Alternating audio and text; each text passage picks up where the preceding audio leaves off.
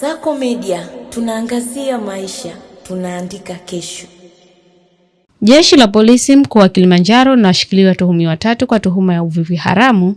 Tukio limetokea Januari 21, 2026 majira saa 9 alasiri katika kijiji cha Ndarara, kata ya Makiwali, wilaya Siha. Watuhumiwa hao walikamatwa wakivua samaki kwa njia haramu katika mto Biriri. Aidha, samaki walikutwa wamekufa ndani ya mto, pia ng'ombe yaani ndama mmoja aliyekunywa maji ya mto huo alikutwa amekufa. Katika mahojiano ya awali, watuhumiwa wameeleza wanavua samaki kwenye mto huo kwa kutumia njia haramu ya kuponda na kuchanganya majani ya miti shamba, kisha kumwaga mchanganyiko huo kwenye mto kuwalesha samaki ili kuwavua kwa urahisi. Uchunguzi wa tukio hilo unaendelea, ikiwa ni pamoja na kuchukua sampuli za samaki waliokufa na za ndama aliyekufa kwa ajili ya uchunguzi zaidi wa kisayansi.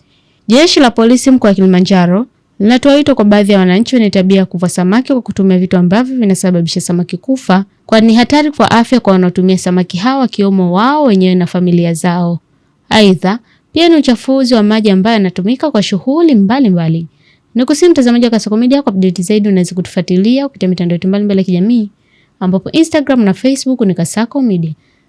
Kunani Rajab.